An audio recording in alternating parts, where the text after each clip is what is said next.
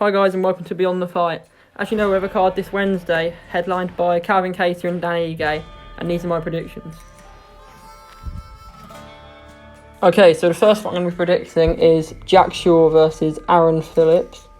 Jack Shaw is 12-0 as a pro and 12-0 as an amateur, while Aaron Phillips is 8-2 as a pro. I don't feel Phillips has ever fought anyone quite like Shaw. I think he's maybe got a slight striking advantage, but I think there's a clear advantage for Shaw on the ground, especially with the jiu-jitsu. Phillips is quite limited on the feet in what he throws. He really just throws 1-2s and a roundhouse kick with his left leg to the body, or maybe the head or the leg. Well, he mixes that up, but he doesn't really have anything apart from that. I feel Shaw will be able to get the takedowns and control the fight on the ground. The odds have Shaw about a -550 and Phillips about a +400. I see it a bit closer than that. I maybe see it at Shaw about a -350 and Phillips at like a +270. I see Shaw taking down Phillips, pushing him against the cage, maybe landing a few punches on the way in to set up his takedowns, and then wearing Phillips down, and eventually I can see a decision, but I think he'll get a late submission or a late TKO finish on the ground. Okay, so the next one I'm breaking down is Jared Gordon versus Chris Fishgold. Jared Gordon's 3-3 in the UFC. Chris Fishgold's 1-2 in the UFC. But all Fishgold's losses have been to really good fighters. He's lost to Calvin Kattar, who actually he's headlining this fight card, and Amir Khan, who just chokes out Danny Henry in the first round. So they're legit contenders. Fishgold likes to come forward, throw heavy hooks, push you against the cage, take you down, and he always looks for his favourite submission is guillotine, which he catches a lot of people with. Jared Gordon's moving down to featherweight from lightweight for this fight, so that means he's going to have a bit of extra weight to cut, and all his losses in his pro career are actually by KO or TKO. So I feel that could be a problem for him against Fishgold. He likes to come forward and throw hooks, uppercuts, and just back you up. I see Fishgold dropping Gordon with a hook or an uppercut, and then either finishing him with strikes on the ground or a guillotine, and I see it actually happening in the first round. The odds have Jared Gordon as about a -130 favourite, so a slight favourite, and Fishgold at about +110. But I see Fishgold actually being the favourite in this fight. I see Fishgold as about a -170, and Gordon at about a +150. So yeah, I'm going to go with Fishgold by a first round guillotine choke. Okay, so the next fight I'm going to be predicting is Abdulrazak Al-Hassan versus Munir Laziz. Al-Hassan is 10-1 as a pro, and Laziz is 9-1 as a pro. Hassan stands at 5'10", whilst Laziz is 6'1", so Laziz has got that height advantage. So if he can drag the fight on, get it into the later rounds, he could start to get up on the numbers versus Al-Hassan with a good jab, good push kick, and just keep him away, keep him at bay with feints. All of Al-Hassan's wins have come by KO, so Laziz has got to keep an eye on those hooks, because as you've probably seen what he did to Nico Price against the cage, when he got close, he completely tore him apart. So, well, he's just a dangerous man. His only loss is to a ranked middleweight by split decision of Amari Akhmedov, so that shows how good he is. I feel he's one of the most dangerous fighters outside the top 15 at welterweight. Laziz is in his UFC debut, so it's a tough start for him. He likes to use long punches, but this is a tough fight for him.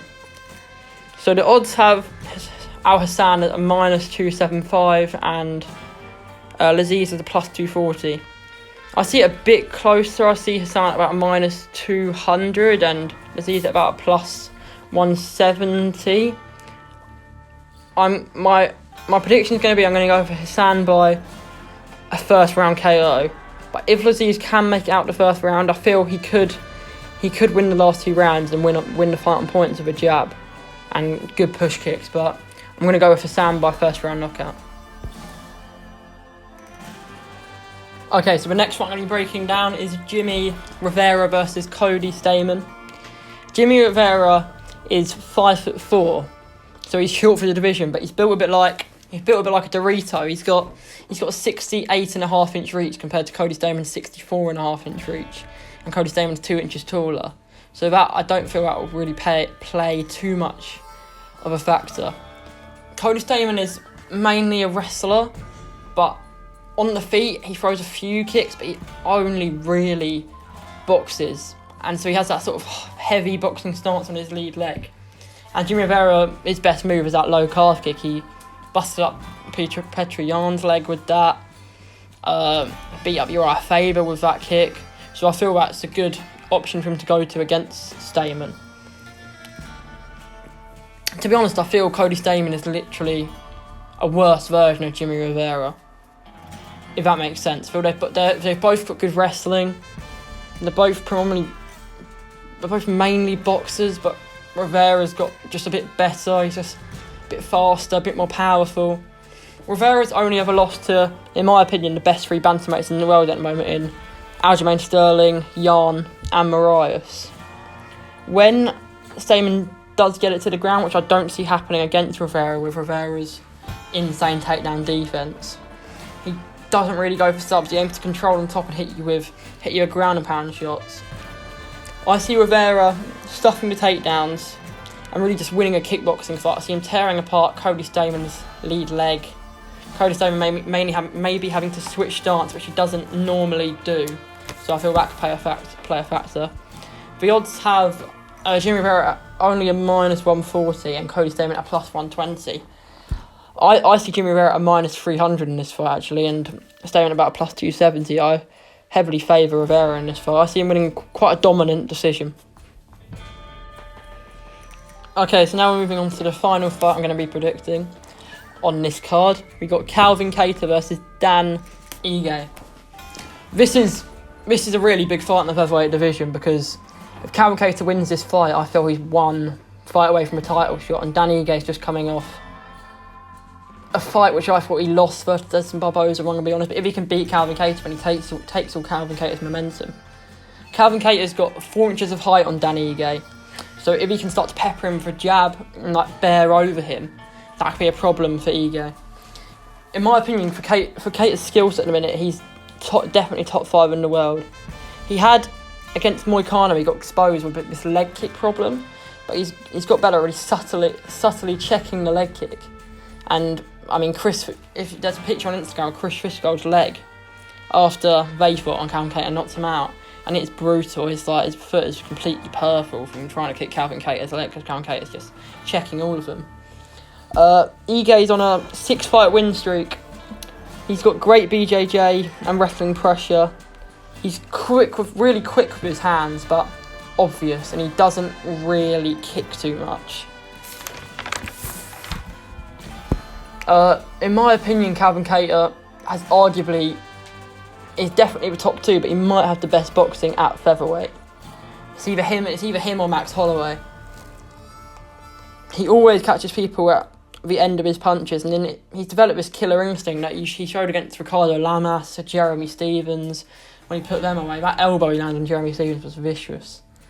If you were in the corner of Dan Ige, you would advise him not to stand for too long with Kattar. Just box him, pressure him to the fence, and look to get the double leg and work to the back with a rear naked choke. That should be his game plan. He shouldn't really step away too much from that.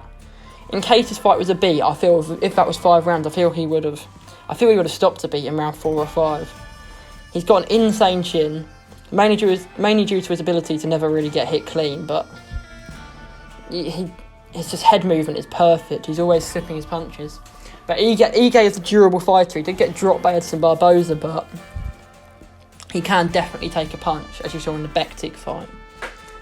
Kattar's got great takedown defense, great submission defense, so it's going to be a challenge for Ige to get that. But if he can take the back, I can see him submitting Calvin Kattar, but it's going to be hard.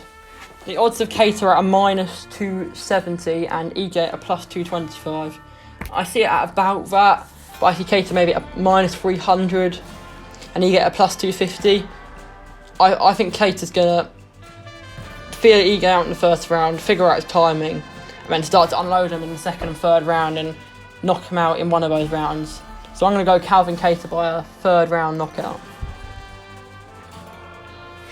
Thanks for watching. I'll be doing predictions for all the upcoming cards on Fight Island and all the cards after that, so subscribe to not miss the next episode of Beyond the Fight. See you next time.